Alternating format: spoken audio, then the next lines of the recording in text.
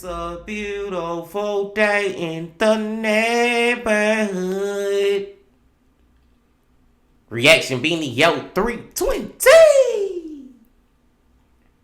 Day in the neighborhood. My brothers and sisters, it is that time to get into another one of these true crime, horror, dark, deep, and mysterious what the is going on type of videos. And it is Tuesday, y'all. So y'all know we about to go back to who? Mike from That Chapter.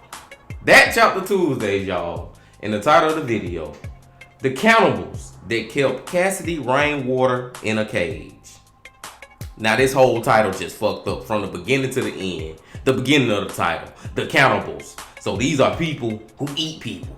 The ending of the title, kept Cassidy Rainwater in a cage. So these people are kidnappers and they got some innocent lady in a damn cage. You know what I'm saying? And then you just think about if you put the beginning and the end of the title together, these are people who eat people who got this lady in the cage, was telling me that they probably had her in the cage to eat later. Like they held her captive until it was time for them to feast again. Or some crazy shit like that, man. You know what I'm saying? This is gonna be a crazy one, y'all. This is gonna be a crazy one. But before we see how crazy it is, my brothers and sisters, y'all know what y'all got to do. Get whatever you might need. Get what you need. We back to Mike from That Chapter on a Tuesday. Y'all got what y'all need, y'all ready to go? Then let's fucking go.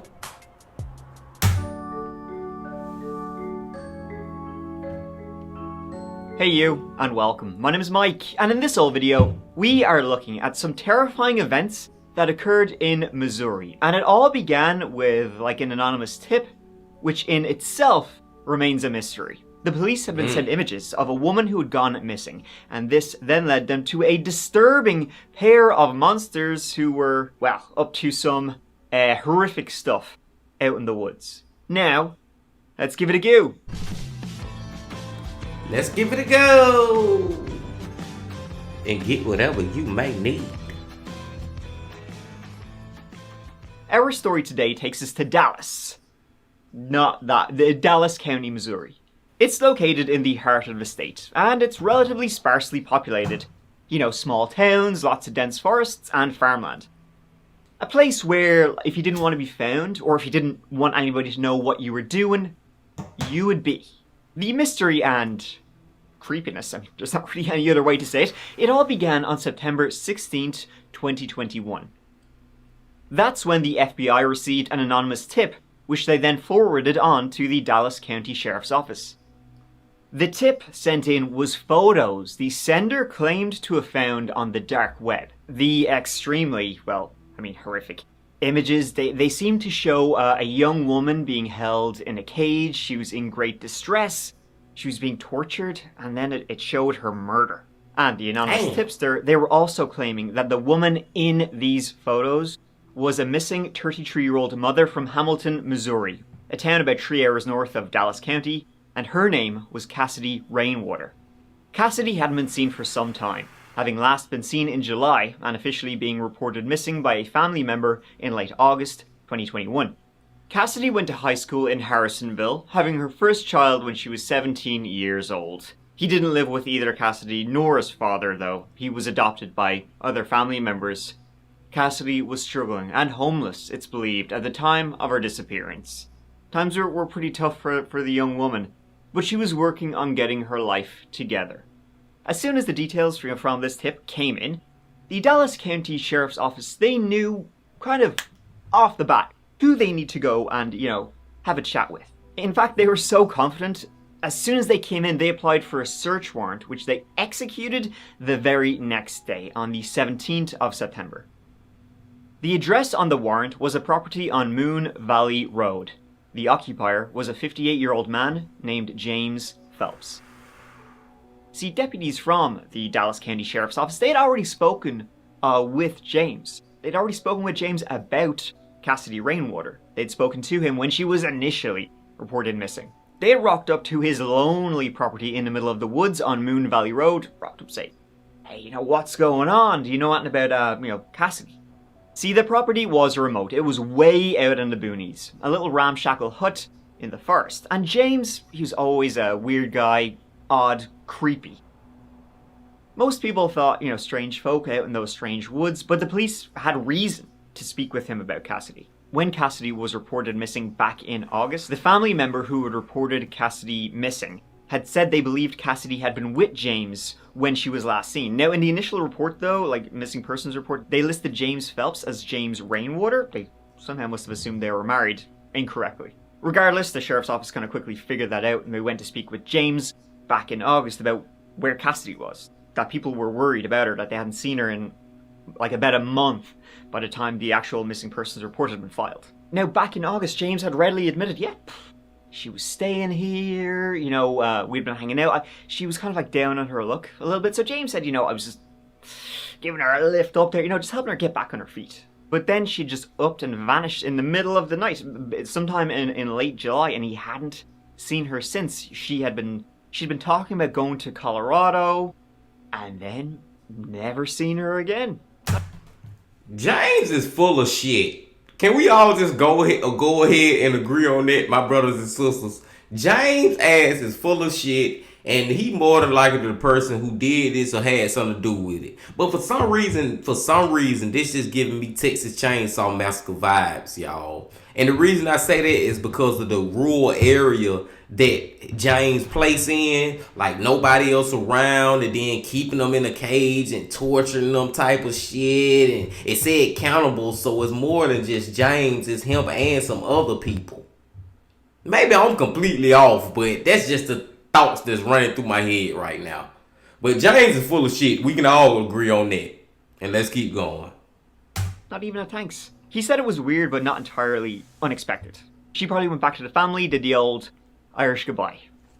I'm not going anywhere. So back then, the deputies, they had no reason to suspect anything untoward about James or about Cassidy. Again, as I said, really strange guy living out in like the remotest parts of the forest, but there's no sign that, nothing really linking them to foul play here to go off of.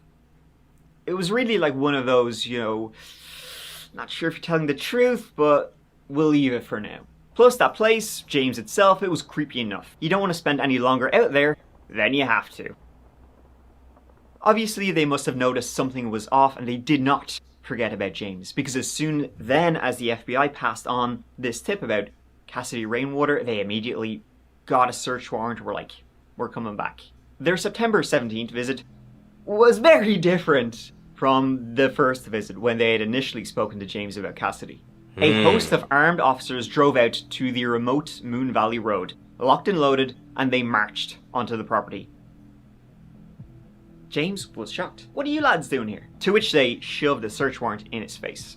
Once deputies then got inside the property itself, they immediately were like, they recognized this was the same place from those anonymous pictures that had been sent in. There was no doubt in their mind that they were now standing where those pictures had been taken. Those photographs, by the way, are seriously disturbing in and of themselves. The photos showed Cassidy Rainwater only partially clothed and locked in a cage intended for animals. Other photographs depicted Cassidy's body being trussed up on a gantry crane, which is typically used for gutting and preparing wild game animals. What the fuck? The pictures also showed Cassidy's body in various states of evisceration and dissection. Really dark stuff. And the cage and the other items, they were still right there. But I can't help it, y'all. I know I done said it a million times, and I keep telling y'all I'm gonna keep saying it a million times. So when I hear and see shit like this, I cannot believe that it is real. But I have to believe that it's real because it's actually real. People are actually out here doing other humans like this. It is fucking unbelievable. Never ceases to amaze me. there was no sign of Cassidy. They took James's mobile, his computer, his digital devices, and on them, they found even more horrific images, videos, really dark ass stuff. Videos that had been taken in a shed at night, screaming, blood. The investigators were going through every single cabinet, drawer, desk, table. One investigator walked over to the fridge and he opened it up, and inside he just saw the usual out-of-date items we all have, just a bit more grimy than probably your fridge. But he also seen some packages which looked like meat. They were wrapped up. There was no labels on them apart from a piece of tape. The only thing written on that tape wasn't the type of meat, it was just 7/24. That's the date it's believed Cassidy was last seen. Damn. Tests would show that meat was Cassidy. Oh. James was taken into custody immediately, but he didn't say a word to the investigators. He would not talk at all. Then, 2 days later, on the 19th of September, with James refusing to talk, investigators picked up James's housemate. He didn't live alone, 56-year-old Timothy Norton. Timothy was a long-haul truck driver, but not currently working, and had lived with James for a fair few years at that point on Moon Valley Road. When he was picked up, he was shocked. He said, didn't know anything about Cassidy. What are you talking about? He didn't know anything about Cassidy, didn't know anything about pictures, didn't know anything about her being kept in a cage and then being tortured and dismembered. The police, though, were able to kind of do him immediately the old know you, when they were able to prove his cell phone had been at that location on the 24th of July. So when confronted with this, little Timothy over here kind of changed his story a bit. And by a bit, I mean a lot. He was a bit more talkative than his housemate, and he said not only did he know that Cassidy had been held in a cage, but he knew exactly what had happened to her. Wow. He was now... Well, you just as fucking guilty then, goddammit. Saying that on the 24th of July, he'd been at the property doing his own thing, when James had popped the head out of one of the shacks and asked him to help restrain Cassidy. Then the screams began.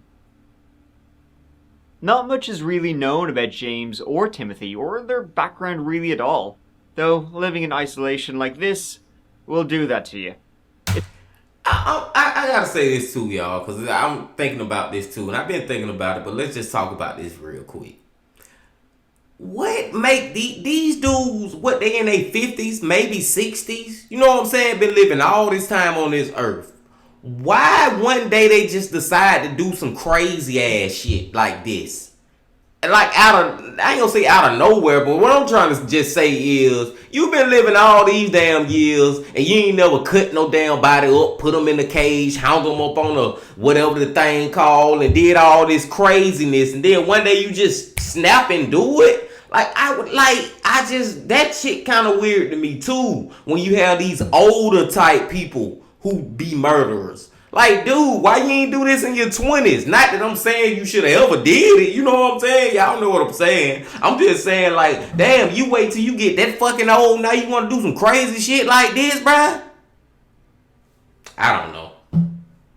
It appears they have been friends since high school. James a few grades ahead of Timothy when they attended Skyline High School together in the county. They were lifelong friends at this point, and neighbors would say they were both, well, into the, quote, seedier side of things. Not really something you want to hear. After high school graduation, James enlisted in the army, and after that his backstory goes quiet. He had been living at that property on Moon Valley Road since at least the early 90s. Timothy Norton, he joined the Marines after school. And in the early 90s, he had a few run-ins with the law, but for minor stuff. I'm talking bad checks, non-payment of debts, that sort of thing. He was married twice, and he then went on to be a truck driver, getting this sick-ass tattoo. The pair were close out in them woods, up to God knows what. The search of the property lasted for weeks, and yeah, they found a little bit more than they were expecting, but also a little bit less than they were expecting. In a very weird twist, one of the buildings on Moon Valley Road burnt down. On the 4th of October, a bomb squad was called to that property on Moon Valley Road. James and Timothy, they had booby-trapped their own place. Luckily, none of the police were hurt, but around the area, tripwires attached to improvised incendiary devices, multiple were found on the property. one of the officers must have tripped the wire. And the tripwire, the cages, everything they found made this seem like it was a lot bigger than two men murdering one woman and then eviscerating her. First of all, you got these images being put up, sold or whatever on the dark web. Like, was there more here than just two creepy guys out in the woods? Was this more like a true detective kind of type situation? And it's incredible to think all of this was found due to an anonymous tipster sending in an email to the FBI, an email that had simply been titled Cassidy. And before we continue, hey, this one a little more weird than we think. Like, this a little more deeper than it look on the surface. Because who the fuck is that tipster, man, that sent these videos and shit? Who did that? let me just mention that this whole video is sponsored by Beam, the best. And Mike just got to his commercial, and y'all fuck with Beam, man. Fuck with Mike and his Beam. You like some coffee or something. But no, man, for real, y'all. Who the fuck is this tipster? Where they come from? And that's the part we ain't gonna never figure out, I don't think, from what Mike said at the beginning of the video. But let's take it back right here and let's keep going. Beam. Thank you so much to Beam for sponsoring this whole video, and to Dream, which does exactly what it says in the tin. Now, let's get back to the story. So, back to it. Tripwires were found on the property. Tripwires that looked like they had been set up after Cassidy had been killed, as in like James and Timothy had been expecting. They'd been waiting for somebody to come in, police, whatever, and they wanted this whole place to disappear. That's even in True Detective now that I think about it. And so with fires being started on the property, this really hampered the investigation a whole lot. Like, it made it so much harder. A lot of evidence was burnt to the ground, and it was really hard to set up a timeline of what exactly happened and what else they could have been up to. Throughout their investigation, the county sheriff's office and FBI played their cards pretty close to the chest and released and confirmed very little information to the public. And so with this entire setup and very little being released, speculation was kind of like everywhere. And sure, I don't blame them. I mean, first of all, pictures up on the dark web of Cassidy. It's like, were there more pictures up there? The tipster, who sent this in? Who was viewing this? Still anonymous, so it's kind of impossible to say where they found these images, who they were. Were they in like the same cahoots as this person? The only thing that's known about them is that they were in Germany. But I mean, sure, could have used a VPN or something like that to change their address. Had they been doing this for a while, I mean, you got two creepy guys out there in the woods, and the way it was done, it would lead you to think they had in fact been doing this for a while. So were others involved then? Rumors ranged from kidnapped for hire and underground hostel style rings, all the way to a full-blown cannibal meat black market. And the thing is, that seems at least partly true. I mean, she was held in a cage. Her photos are put on the dark web, and then she had been chopped up into meat and put in the fridge. What are they going to do with it? I can hazard a guess. Like, were they going to sell parts of her online? James had a profile on a BDSM site. Was he using that to contact victims, or for people who wanted to join in? BDSM stands for murder. When the house and the crime scene burned down, many were quick to scream cover up and claim it had been done purposely by law enforcement to cover up involvement of powerful local figures. That this had been going on, for years, and every time it nearly was leaked, released to the police or to the media, some local bigwig came in, shut that shit down. That there was way more to this. It wasn't just James and Timothy. A lot of people had visited that property on Moon Valley Road, and strings stretched out from there across America, from Missouri to... My brothers and sisters, I don't know if I can believe that. I don't know how far I can believe that it's a big conspiracy about more than just that one, them just killing Cassidy. But I do believe that they have killed more than just her. Like, this is not their first rodeo. I don't know if it's as big as Mike saying it, you know what I'm saying, could possibly be. But I don't think that she was their only victim. I can confidently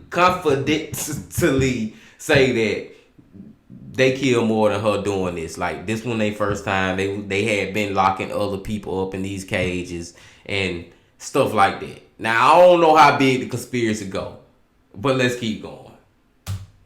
To Germany, maybe. Timothy Norton would finally give a full interview and statement to the police. He said James Phelps had called him over on the 24th of July to aid him in restraining Cassidy. Cassidy had been asleep in the living room on the floor, and so James thought this was the perfect moment. She'd be easy to subdue. Timothy claimed he went in there, he held her feet down while James got on top of her and strangled her to death. After she was dead, the two men took her outside and attached her to a gantry crane where she was trussed up like a dead deer, and James then chopped her up. Once her body was completely dismembered, James and Timothy moved the remains to the bathroom of his house and placed them, piece by piece, into the bathtub. And from there he chopped her up like steak and into the freezer for, well, probably wasn't going to keep it just to look at it. After one appearance in court, Timothy told a local news station that it just kind of happened. Things like I told somebody else once, it kind of went sideways. And that he I believe I deserve to die. And I'm ready for that. It's not right to take a life. You know, everybody harps at me, I'm a monster, I'm a monster, I'm a monster. They don't know who I am. Motherfucker, I know who you is. A motherfucking monster. This dude just sat up here and said that things just happen. Things like that just happen, bro. Not only you killing her, but after you kill her, you chopping up her body and putting it in the freezer to potentially eat it later. Like, dude, things like that just don't happen, bro. You are a fucking monster.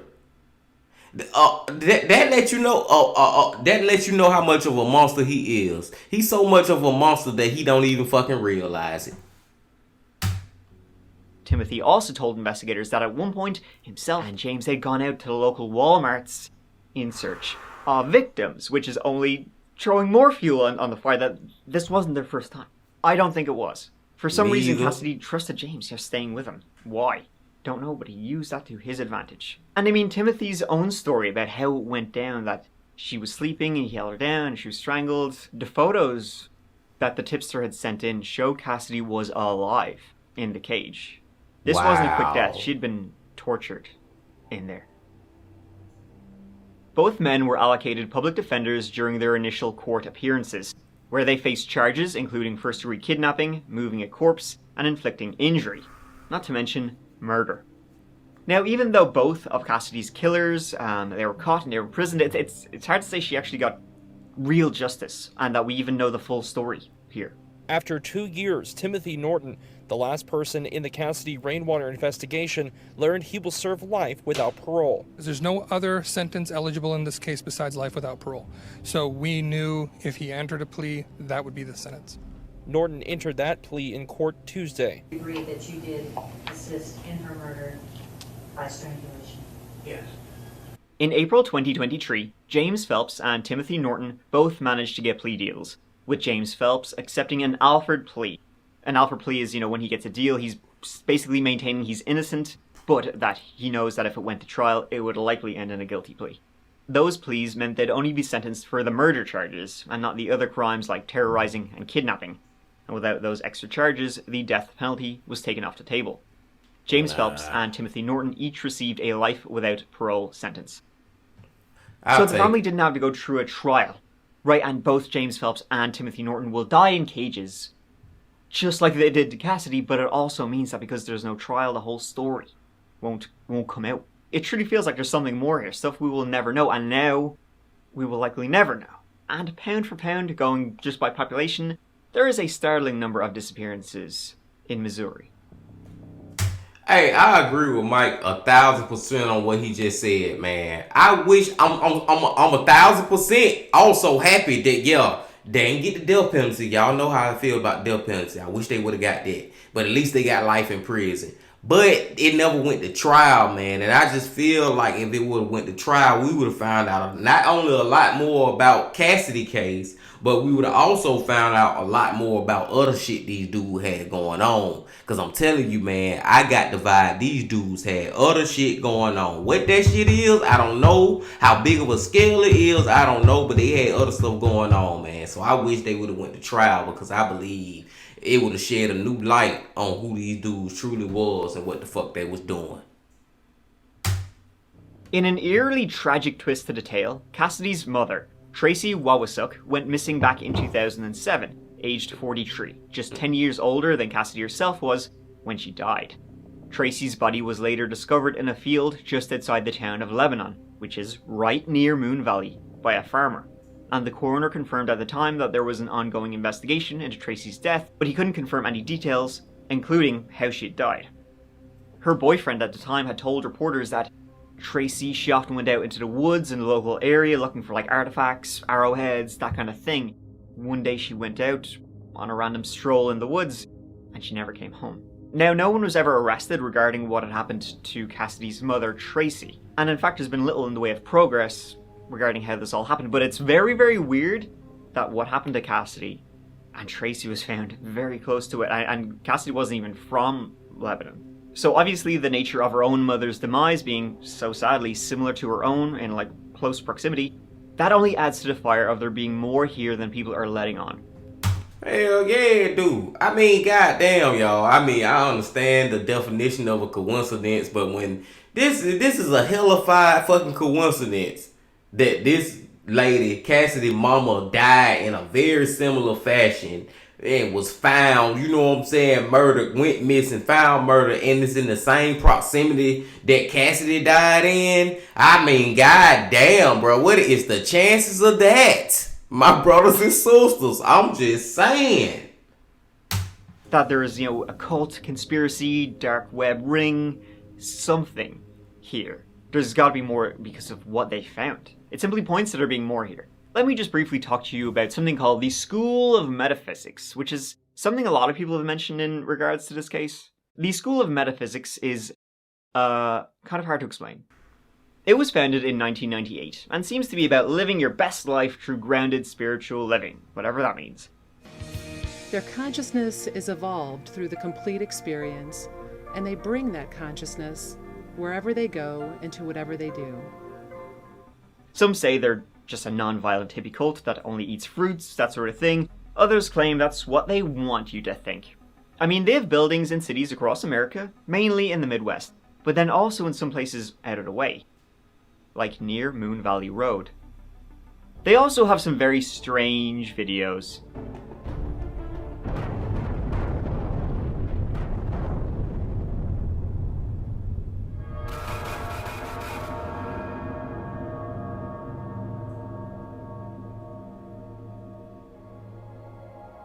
The minds of the Yucatan in Central America foresaw the ending of a great world age. As Mother Earth ascends to a higher consciousness, she will bring forth the Great Awakening. Now, as bananas as this video is, I'm positive they're just a friendly group of people who just want to get away from everybody else. But this being in this very small area in Missouri where a lot has happened, it just keeps adding to the strangeness. I mean, even a recent story I told, the abduction of Angela Hammond, that also happened not too far away, and that case has links to a lot of other missing people.